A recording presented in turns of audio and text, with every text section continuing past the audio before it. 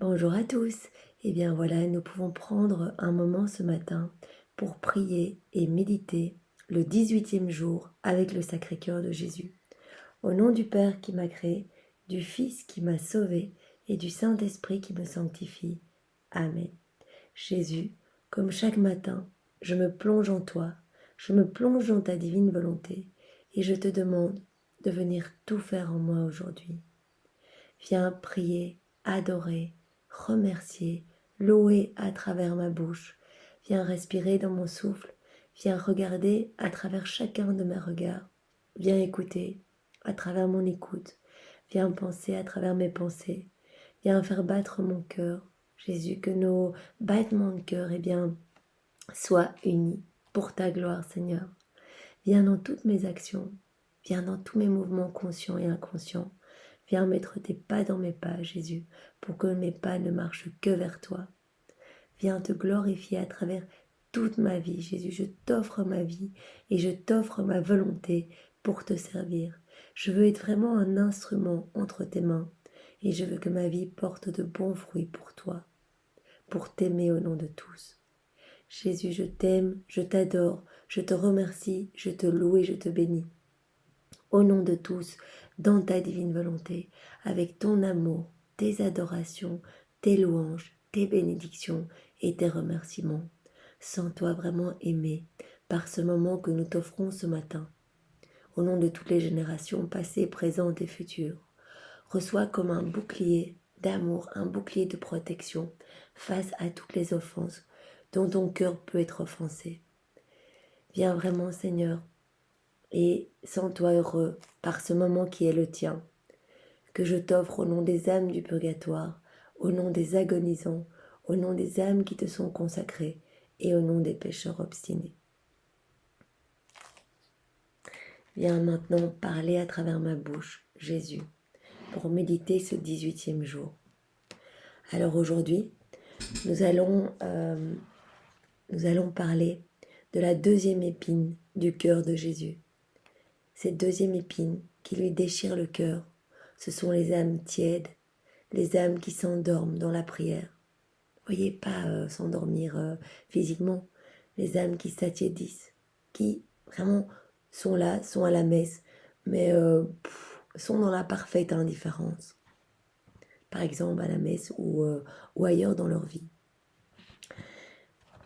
Être tiède, c'est être ni froid ni chaud pour le cœur de Jésus, qui mérite tant d'amour et s'est révélé au monde pour raffermir les âmes languissantes, se traîner nonchalamment dans le service d'un si bon maître qui nous aime tellement, craignant peu de l'offenser, désirant peu de lui plaire. Vous voyez, ce sont des âmes qui, voilà, si elles offensent le Seigneur, ça leur est parfaitement égal. Elles ne cherchent pas à lui plaire, elles ne cherchent pas à le consoler. Voilà, elles sont là, sans reconnaissance pour ses bienfaits, sans ardeur pour sa gloire, sans zèle pour ses intérêts. C'est cela être une âme tiède et endormie. Quel désordre, surtout dans une âme qui fait profession d'honorer le Sacré-Cœur. Quelle coupable apathie. Vous voyez, lors de la 3e heure d'agonie au Jardin des Oliviers, eh bien Jésus a vraiment souffert. Enfin, en fait, après chacune des heures, lorsqu'il revenait chez ses apôtres et qu'il les voyait endormis, eh bien, il a vraiment eu le cœur blessé par ses apôtres qui ne savaient même pas veiller 1 heure avec lui. Et il a réparé justement pour tous les endormissements des âmes, pour toute la tiédeur des âmes. Par exemple, ici, donc on peut voir Jésus à la 2e heure d'agonie au Jardin des Oliviers. Mon Jésus, voici une nouvelle cause d'amertume. Ils dorment, eux, et toi, rempli de pitié, tu les appelles, tu les réveilles, plein d'un amour paternel, tu les avertis, les recommandant de veiller et de prier. Puis tu retournes au jardin, mais tu portes alors dans ton cœur une nouvelle blessure. Vous voyez, son cœur est vraiment lacéré par la souffrance de ne pas être accompagné, de ne pas être vraiment consolé, de ne pas avoir une compagnie. Jésus est vraiment seul, se sent seul tout le temps, à tout moment. J'y vois, mon amour, toutes les blessures que te causent ces âmes qui te sont consacrées et qui t'abandonnent. Tentation, état d'âme ou négligence. Au lieu de se serrer contre toi en veillant et priant, elles se laissent aller, elles se laissent glisser dans le sommeil, et au lieu de faire des progrès dans l'amour, elles s'attiédissent et elles régressent. Telles sont les offenses qui affligent le plus ton cœur adorable, et l'amertume qui te pèse est si lourde que tu en délires presque. Ton sang qui déjà bouillonnait dans tes veines domine tout et efface tout. Je te vois prosterné à terre dans la prière. Tu offres, tu répares, et au nom de tous, tu cherches à glorifier le Père. Tu cherches en fait, Jésus, à vraiment endiguer cette indifférence, cette tiédeur, en nettoyant ces âmes de ton sang. Et alors, à un autre endroit, dans le livre du ciel, tome 13, eh bien, Jésus parle de cette solitude, en fait, qui le fait tellement souffrir. Je suis seul, toujours seul. C'est en date du 26 juin 1922. Pourtant, au milieu des hommes, moi, je suis la lumière de leurs pensées, le son de leurs paroles, le moteur de leurs actes, les pas de leurs déplacements, les palpitations de leur cœur. L'homme me laisse toujours seul, ne m'offrant jamais un je t'aime ou un merci. Je me sens abandonnée par l'intelligence de l'homme, parce qu'il utilise pour ses propres fins la lumière que je lui fournis, parfois même pour m'offenser. Je suis absent des paroles de l'homme, qui souvent me juge, me blasphème. Je suis absent des actes de l'homme, qui souvent agit pour me donner la mort. Je suis absent des pas de l'homme, je le suis aussi de son cœur, un cœur tourné vers la désobéissance et porté à aimer tout ce qui n'est pas de moi. Comme cette solitude me pèse. Donc tous les péchés, eh bien, nous éloignent du cœur de Jésus. Et il se sent seul, tellement seul. Et vraiment, un des péchés qui le fait le plus souffrir, c'est vraiment la parfaite indifférence, la tiédeur du cœur. Mon amour et ma magnanimité sont si grands que je continue ma course, cherchant toujours une âme désireuse de m'accompagner au milieu de ma solitude. Quand je trouve une telle âme, vous voyez, quand nous lui disons « Jésus, nous on t'aime, on est là pour réparer au nom de tous », eh bien Jésus est tellement content parce qu'il souffre tellement de toutes ces offenses que les hommes lui font, qu'à ce moment-là, quand il trouve une telle âme, eh bien il dit « Je l'accompagne continuellement et je la comble de mes grâces, je la comble de mes grâces. Voilà pourquoi je suis venu à toi, j'étais si fatiguée de tant de solitude.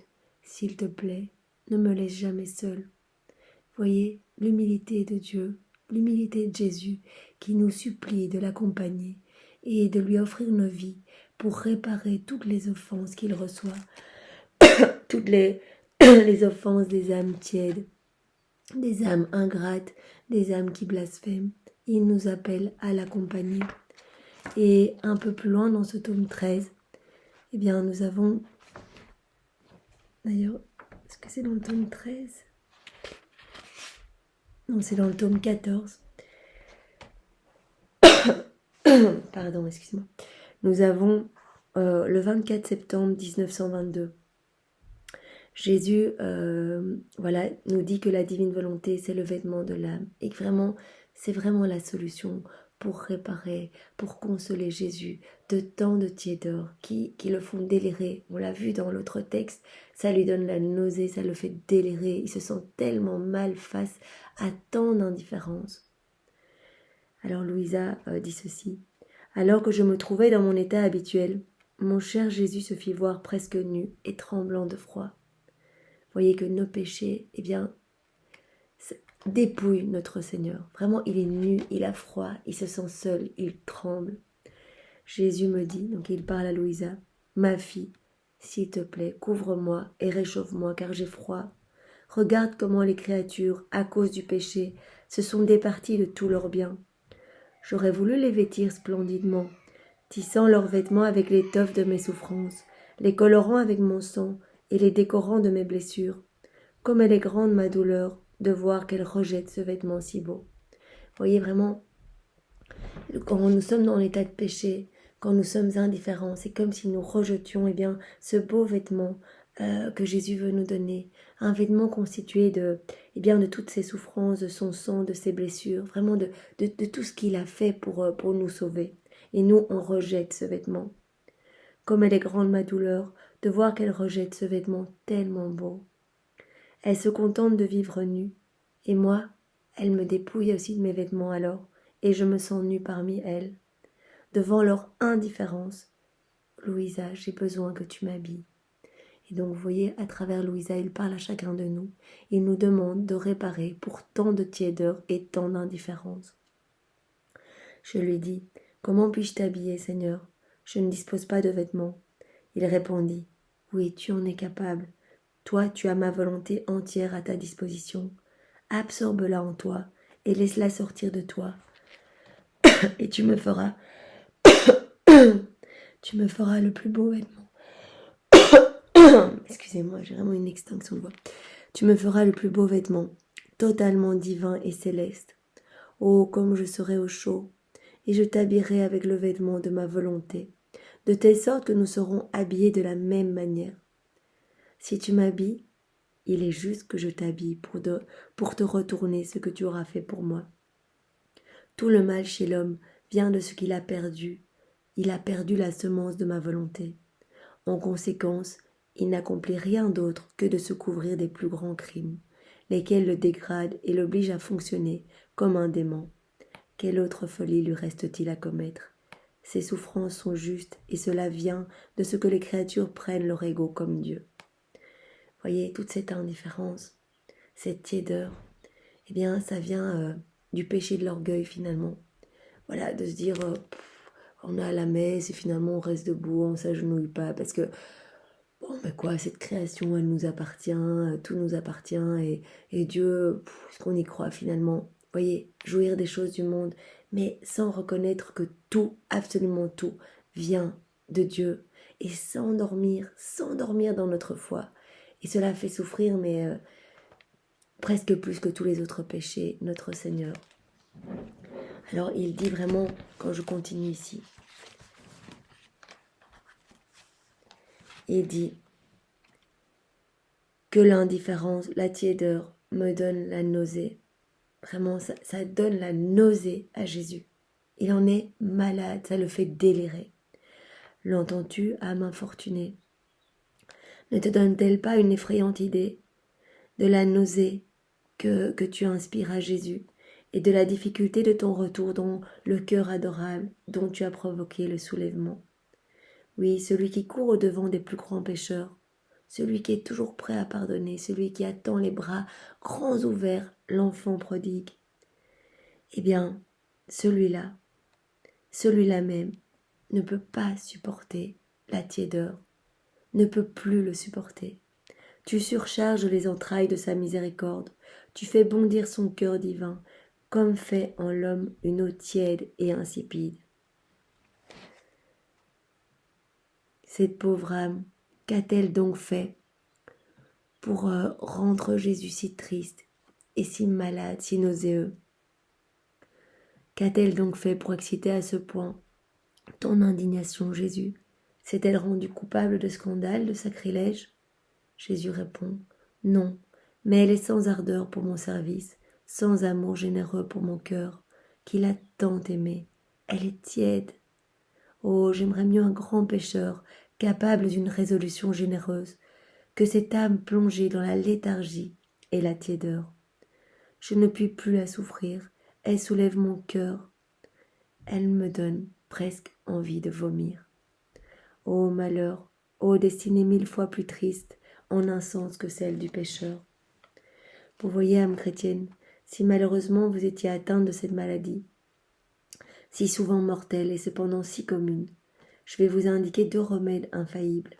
Le premier, c'est la prière au cœur de Jésus. Oui, comment sortir de cette léthargie? Nous sommes tous passés par là. Vous voyez, on est dans la prière et puis tout d'un coup, on ressent moins d'ardeur, on prie moins et on se laisse de nouveau envahir par les choses du monde. On s'endort dans notre foi. Pour ranimer notre foi qui qui fait tellement souffrir le cœur de notre Jésus, eh bien, nous devons nous replonger dans la prière au Sacré-Cœur. Il l'a promis, il guérira, il sauvera tous ceux qui l'invoqueront avec confiance, même les âmes tièdes. Il laissera tomber sur vous une étincelle d'amour et sur chacun de nous. Et nous reviendrons à la ferveur, à la vie. Il l'a promis, vous vous rappelez dans les 12 promesses, il a dit que toute âme tiède qui viendrait prier son Sacré-Cœur, eh bien, deviendrait fervente, qu'il ferait renaître, eh bien, ce feu et ce désir vraiment de ne vivre que pour lui, par lui et en lui. Dites-lui donc souvent, ô Jésus, celui que tu aimes est malade, guéris-le, et il te rendra la force des années de, de ta première ferveur. Jésus nous rendra à nous, eh bien, notre première flamme d'amour pour lui. Ayez confiance, jetez-vous dans ce cœur divin. Et le second remède, c'est de ne laisser passer aucun jour de ce beau mois de juin sans offrir à Jésus un petit sacrifice, un tout petit effort sur vous-même. Vous voyez, parfois, voilà, on a envie d'aller faire une sortie avec des amis, d'aller au restaurant. Eh bien, offrez un petit sacrifice, un petit moment que vous auriez pris pour vous, pour alimenter finalement votre volonté propre. Offrez-le à Jésus. Voyez, par exemple, eh bien, privez-vous d'un tout petit moment de sortie, d'un tout petit moment de loisir. Voilà, Jésus, tu sais quoi, je vais pas aller là, je vais rester et je vais prier de tout mon cœur ton Sacré-Cœur pour que tu viennes vraiment enflammer mon âme de ton amour. Un petit sacrifice, ça peut être une toute petite chose, mais faites-le tous les jours. C'est la constance qui vraiment va venir réalimenter votre cœur de cette flamme d'amour pour Jésus. Il vous en récompensera aussitôt par la paix et la joie de son amour. Oui, faites cela, et je vous assure que non seulement vous serez guéris de votre indifférence, de votre tiédeur, mais vous vivrez pour ne plus mourir. Alors je dis vous, mais nous sommes tous concernés. Nous avons tous des moments dans notre vie où nous sommes moins proches, moins fervents dans nos prières, où nous avons moins ce zèle pour aller chercher d'autres âmes. Eh bien, demandons pardon au Seigneur pour tous ces moments de tiédeur et d'indifférence et refaisons tous ces moments où nous n'avons pas été près de lui, où nous l'avons laissé seul, grelotté, nu, où nous avons refusé son manteau constitué de ses souffrances, de ses plaies et de son sang, où nous sommes partis, où nous l'avons laissé là, seul à souffrir et nous sommes endormis dans les tentations du monde. Eh bien, demandons pardon et refaisons tous ces moments dans la divine volonté de Jésus pour ne lui offrir que louange, adoration, bénédiction et amour. Et faisons-le au nom de tous. Refaisons vraiment les actes de tiédeur de tous les hommes passés, présents et futurs. Et n'offrons qu'amour à notre Seigneur. Alors nous avons un exemple pour aujourd'hui.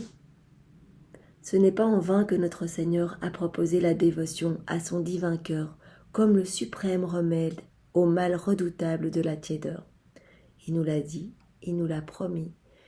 La dévotion à son sacré cœur est le suprême remède à la tiédeur. Chaque jour, une heureuse expérience vient confirmer ces divines promesses. Il y a des témoignages à foison de personnes qui se sentaient un petit peu indifférentes, qui n'arrivaient pas à prier, qui ne se sentaient pas du tout proches de Jésus et qui, en se donnant un petit peu de temps tous les jours pour se consacrer au Sacré-Cœur, pour plonger leur vie dans le Sacré-Cœur de Jésus, pour tout lui confier, pour l'aimer, ont vu leur vie transformée. Et se sont vus confirmer ces divines promesses. En voici un exemple, arrivé il y a quelque temps, dans une ville du nord de la France. Un ecclésiastique, apôtre zélé du Sacré-Cœur, dut y séjourner quelque temps. Une femme d'un certain âge se présente un jour à lui et le prie de l'entendre en confession. Il lui dit « Je ne peux pas, parce que je ne peux pas confesser dans ce diocèse-ci, moi je ne suis pas d'ici.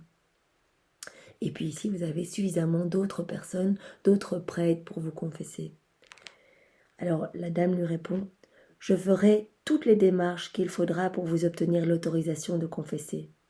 Écoutez, il y va du salut de mon âme. » Cette dame se rend compte qu'elle plonge vraiment dans la tiédeur et elle se rend compte que cela peut vraiment jouer sur ben voilà, sur le salut de son âme. Et donc elle dit, je veux vraiment me confesser. Comme c'était un apôtre zélé du Sacré-Cœur, eh bien ça l'a touché et lui donna un rendez-vous pour la confesser. Dans l'intervalle, il apprit que cette personne s'était longtemps montrée fervente et toujours occupée à des bonnes œuvres. C'était une âme qui était très pieuse, une dame qui se donnait beaucoup de son temps pour les bonnes œuvres, qui priait régulièrement, etc. Mais peu à peu, le dégoût l'avait saisie. Elle avait ressenti du dégoût, elle n'arrivait plus à prier, elle n'arrivait plus à aider les autres. Elle se concentrait sur elle-même en disant, voilà, la vie est bientôt finie, il faut que j'en profite, il faut que je jouisse des choses du monde, etc. Et elle avait abandonné ses pieuses pratiques. Et sans commettre de fautes graves, elle accumulait du moins tous les jours infidélité sur infidélité. Elle était tiède. En fait, lorsque l'on est tiède, eh bien, on est infidèle au Seigneur et on le fait souffrir. Elle se présente au jour fixé, non pour sa confession, et déclare son dangereux état, peu décidée à s'en sortir. Bon, elle est tellement dégoûtée finalement de toutes ces pratiques religieuses, etc., qu'elle y va, mais sans grande conviction. Elle sait que ça peut perdre son âme, mais elle n'est pas complètement décidée à s'en sortir. Le prêtre, voyant cette âme en grand péril, l'exhorte vivement à la prière et lui parle de la dévotion au cœur de Jésus.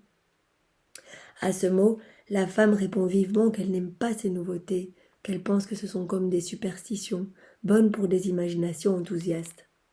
L'homme de Dieu lui impose silence et lui fit promettre que pendant 8 jours, c'est rien 8 jours, elle réfléchirait 5 minutes sur ces 2 questions. Qu'est-ce que le cœur de Jésus a fait pour moi? Et qu'est-ce que moi j'ai fait pour lui? Eh bien, nous pouvons tous faire cet exercice pieux. Tous les jours, prenons, dans la journée, un moment pour nous demander qu'est-ce que le cœur adorable de Jésus, son sacré cœur, a fait pour nous. Et qu'est-ce que moi, en retour, je lui donne comme amour? Est-ce que je suis dans cette réciprocité d'amour? Est-ce que ma vie lui est toute consacrée, toute dédiée pour vraiment travailler pour son royaume, pour l'aimer au nom de tous, pour lui demander pardon au nom de tous? Quelle est ma part de travail dans le royaume de sa divine volonté? En quoi est-ce que je lui rends son amour? Nous pouvons vraiment essayer de faire ce petit exercice tous les jours pendant une semaine, comme ce prêtre l'a demandé à cette dame. Bon, elle n'était pas super d'accord. Après bien des récriminations, cet engagement fut pris et gardé. Il n'en fallut pas davantage. En 8 jours, le cœur de Jésus avait fait d'une âme tiède, languissante et un peu dégoûtée de la prière, une âme énergique et pleine de zèle, qui devint l'apôtre de sa dévotion. Donc cette dame a été tellement remplie de l'Esprit Saint et de grâce qu'elle a retrouvé vraiment un zèle, mais flamboyant, vraiment un amour pour le Seigneur et pour le Sacré-Cœur, pour son Sacré-Cœur, elle en est devenue l'apôtre. Elle a commencé à en parler partout. Elle est morte au bout de quelques années, laissant après elle de magnifiques souvenirs de charité et de dévouement. Vous voyez vraiment, demandons, confions notre vie, confions la vie de ceux que nous aimons dans le Sacré-Cœur de Jésus, par les mains immaculées de Marie, et demandons cette ferveur, demandons cet amour fou, demandons à Jésus qu'il nous fasse vraiment, qu'il nous remplisse à ras-bord de son amour, à ras-bord, pour que vraiment nous brûlions d'amour pour lui, et que nous puissions nous rendre compte que chaque seconde qui n'est pas offerte à Jésus est une seconde perdue. Cœur de Jésus, je voudrais t'aimer toujours, te servir avec ardeur et générosité. Mais hélas, ma ferveur et ma piété se ralentissent rapidement, et alors je me trouve sans amour, sans vie. Oh, que de jours passés dans la tiédeur et la routine. Pardonne-moi, Seigneur, vraiment pardonne-moi. Cœur généreux, sois ma force et mon soutien.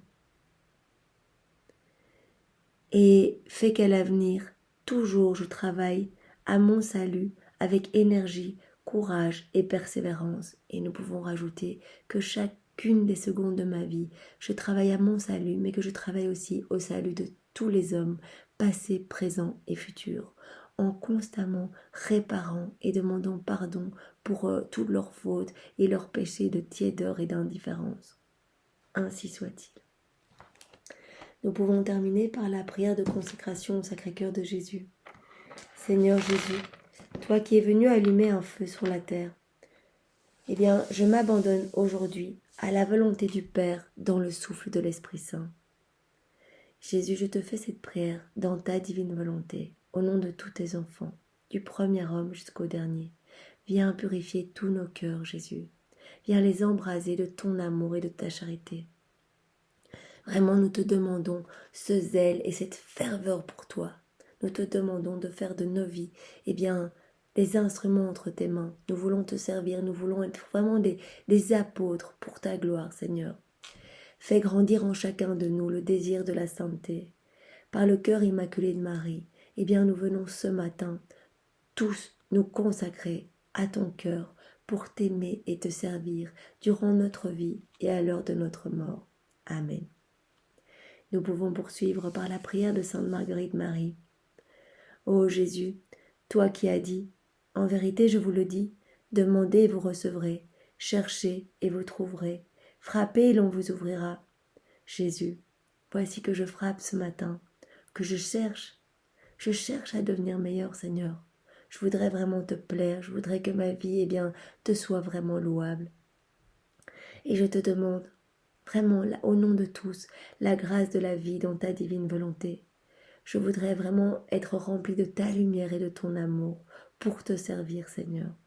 Cœur sacré de Jésus, j'ai confiance et j'espère en toi. Cœur immaculé de Marie, intercède pour moi et pour chacun de nous. Notre Père, qui es aux cieux, que ton nom soit sanctifié, que ton règne vienne, que ta volonté soit faite sur la terre comme au ciel.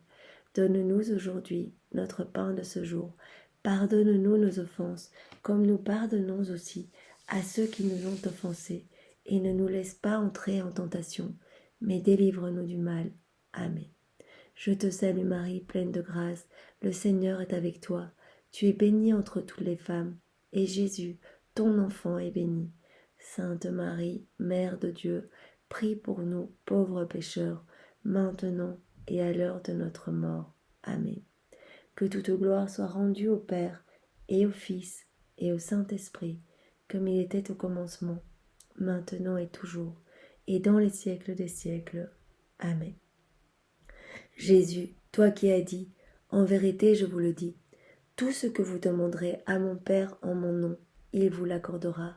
Eh bien Jésus, ce matin, nous venons tous nous mettre à genoux au pied du trône céleste et nous demandons à ton Père en ton nom, eh bien la vie dans la divine volonté, et nous demandons la ferveur pour toutes les âmes qui s'attiédissent.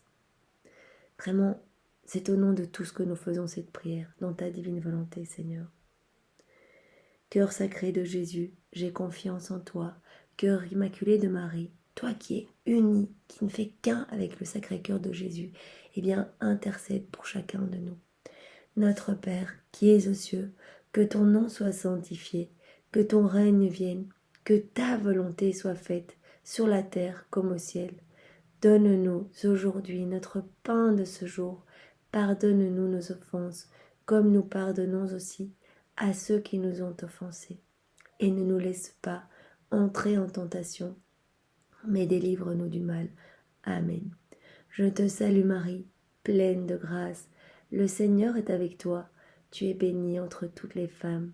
Et Jésus, ton enfant, est béni. Sainte Marie, Mère de Dieu, prie pour nous pauvres pécheurs et répands dans nos cœurs ta flamme d'amour, maintenant et pour les siècles des siècles. Amen.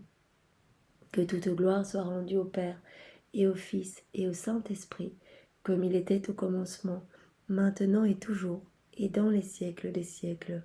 Amen. Ô Jésus, toi qui as dit, en vérité, je vous le dis, le ciel et la terre passeront, mais mes paroles ne passeront jamais. Eh bien Jésus, je te fais confiance et je m'appuie sur l'infaillibilité de tes paroles très saintes. Et je te demande la grâce pour moi et pour tous les hommes passés, présents et futurs de la vie dans ta divine volonté. Je te demande la grâce de la ferveur et de l'amour. Viens vraiment t'établir dans nos âmes pour que tout ce que nous fassions puisse exprimer ta splendeur et te rendre gloire, Seigneur. Cœur sacré de Jésus, j'ai confiance en toi. Cœur immaculé de Marie, intercède pour nous. Notre Père, qui es aux cieux, que ton nom soit sanctifié, que ton règne vienne, que ta divine volonté soit faite sur la terre comme au ciel. Donne-nous aujourd'hui notre pain de ce jour. Pardonne-nous nos offenses, comme nous pardonnons aussi à ceux qui nous ont offensés. Et ne nous laisse pas entrer en tentation, mais délivre-nous du mal. Amen. Je te salue Marie, pleine de grâce, le Seigneur est avec toi. Tu es bénie entre toutes les femmes, et Jésus, ton Fils, ton enfant, qui veut tout nous donner, est béni. Sainte Marie, Mère de Dieu, prie pour nous pauvres pécheurs, maintenant et à l'heure de notre mort. Amen. Que toute gloire soit rendue au Père, et au Fils, et au Saint-Esprit, comme il était au commencement, maintenant et toujours, et dans les siècles des siècles. Amen. Ô cœur sacré de Jésus, toi qui es miséricordieux, toi qui nous attends après chaque péché pour nous pardonner, toi qui veux tout nous donner, qui attends juste une chose, que nous revenions à toi et que nous te supplions de venir vivre en nous. Tu n'attends qu'une chose, qu'on vienne à toi, et toi tu nous combleras de tes merveilles, de tes grâces. Et vraiment pitié de nous, et pitié de nous pour toutes les fois où nous n'arrivons pas à revenir. Nous sommes de pauvres pécheurs. Accorde-nous la grâce que nous te demandons, la vie dans la divine volonté, pour moi et pour tous les hommes passés, présents et futurs. Par l'intercession du cœur immaculé de Marie, notre tendre maman, et par l'intercession de Saint Joseph, ton Père adoptif, le Père adoptif du Sacré-Cœur, qui est notre guide. Eh bien, en toute confiance, nous prenons la main de notre maman chérie, nous prenons la main de Saint Joseph, et vraiment nous pouvons leur demander d'aller nous conduire dans le cœur sacré de Jésus, là où nous serons lavés, purifiés et transformés, là où nous trouverons le meilleur refuge qui soit. Amen. Eh bien, c'est dans la divine volonté de Jésus, au nom de tous, que nous avons prié et médité ce 18e jour avec le Sacré-Cœur de Jésus. Au nom du Père, et du Fils, et du Saint-Esprit. Amen. Et Jésus, comme tous les jours, je te demande de venir refaire ce moment que nous avons pris pour toi. Replonge-le dans ta divine volonté pour qu'il puisse vraiment te faire plaisir et t'honorer, Jésus, te glorifier. Refais tout, Seigneur, et sois heureux de ce moment que nous t'offrons au nom de tous. Soyez tous bénis et passez une belle journée dans la divine volonté de Jésus. Au revoir.